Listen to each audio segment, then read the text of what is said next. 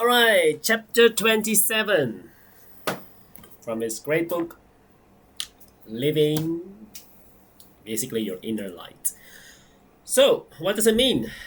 Well, it means a lot of stuff, but let me break it down into different segments. So, the first thing is that once you live with your inner light, that means you're not really going to keep track on the goodness you're doing. So, not saying that, okay, today someone has a problem and need money, and then you trying to be good, so you give him or her the money. And then later, after he or she pay you back, then you expect maybe that that person needs to be grateful and basically needs to do a lot more for you. So if you give without praising or anything that you get in return, you will get more in 1,000 folds. I promise you that. If you give it from the heart, then you will get it. But if you give it because you want to show off, like those people that goes on social media and say, "Oh, I'm going to Africa or Asia or any other poor area, South America, whatever," and then they say, "I'm going to help this family," and they post it on YouTube or Facebook because they want to have the views, then they earn the money itself. Okay, it's fine, commercial reason, but that's not charity anymore because the Almighty already saw that you get something in return, which is money, which is views, which is eventually your reward is already paid. But if you give from the heart without any social media coverage, without your friends next to you or your girlfriend, boyfriend, husband, or wife, see that you give to a beggar on the street or anything, then the Almighty will help you because that Almighty know that there is a person that really needs some help, and you really try to help that person as much as you can at the moment, how much you can. Maybe it's $1, maybe it's $10 US dollar, or maybe 100, I don't care. But if you give it from the heart, your reward is unmatchable. The Almighty will help you in ways that you cannot even imagine. I give you an example. So one time, if I walk by areas, etc., that I see, oh my God, this person is so hardworking, and he or she is not begging for money, but he's the cleaning of the street.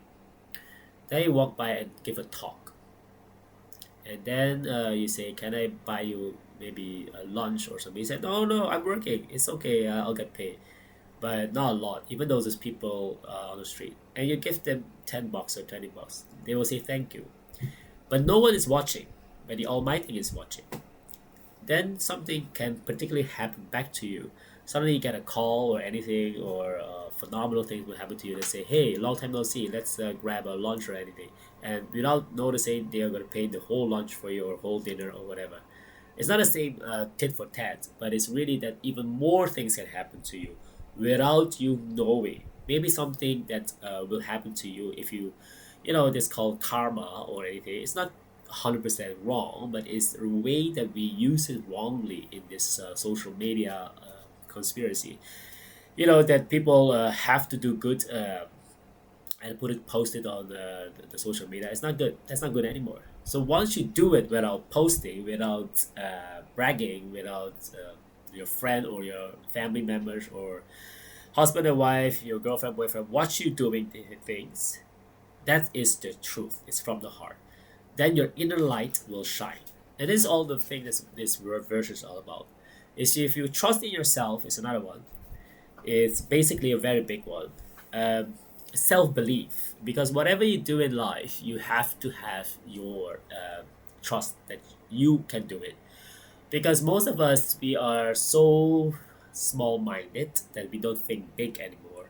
We think it's always happened to someone else. Oh, is that person success because he or she has good background, the color of their skin, blah blah blah, and yeah, all this kind of rubbish. You can do it because you have to trust in yourself, your inner ability that you can do it. Your self belief is super important. Don't let other people tell you who you are. Like I said in my previous video, you know who you are.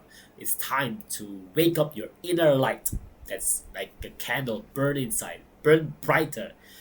Because the darkness in the room, let's say at night, totally dark, can only be lighted by the spark of your light. And if you turn on that light inside of you, the voice inside of you that can tell you, the inner voice, man, you're unstoppable. Because when you have trust in yourself, the world has trust in you. When you don't trust yourself, what the hell do the world will trust you then? You know, that some people don't believe where the money is coming. The money will come to you because you are a trustworthy person with your own money. Once you do that, then you open up your vessel inside of you. That money will pour in. Investment will help you pour in. People will give you money and say, please help me with XYZ, and they pay you even more for your service or products or whatever. So you have to be good to be able to receive good. You have to give in order to receive. So that's why people say giving. Whatever you give. If you give love, you receive even more love back. But maybe in a different form. It doesn't have to be the same, like I said. Alright, the last but not least is if you don't judge other people, especially don't judge yourself, of course, but don't judge others, because there is a say about what is a good man and what is a bad man and a good man's teacher, or other way around, right? I'll read it verse for you afterwards. But it's very crucial because we are very judgmental of people. You know, if something goes wrong, we always judge, oh, he or she did it wrong. Oh, we like to do that. The reason is because when we were kids, we were always like finger pointing also, even though I didn't do that, and you know, you did it, and then you pointed at someone else. Ah, someone else did it, not me. And then you feel relief. Excuse me. Apology. So that's why you have to try to not to judge other people, okay? Because the other people is in their frequency. Maybe you're here and they're here, you know, they let it be, because some other people's thinking is their level and your thinking is this level. You can help them to come over to your level. You know, you need to, they can become a teacher. I love the saying that goes that you're never too old to learn and you're never too young to teach. Don't look at ages. Don't look at titles also. Once you become humble of learning, man, life will never be the same again. That's what I like about this verse. It's living basically the calmness. Living basically trusting in yourself. Living basically not judgmental, you know, that the inner light within you will shine forever.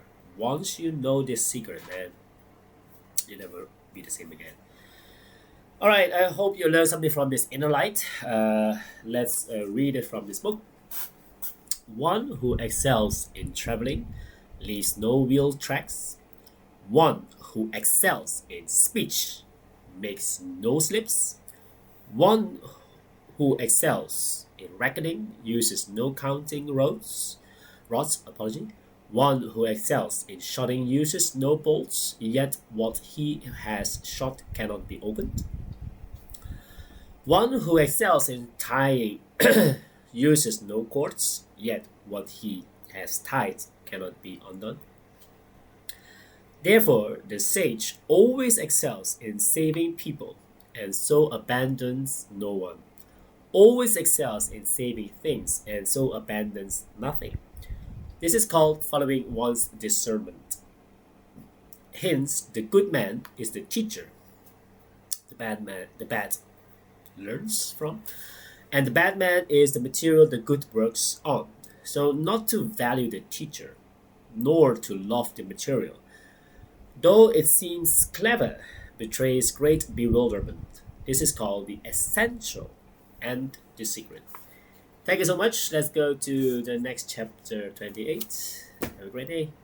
Bye.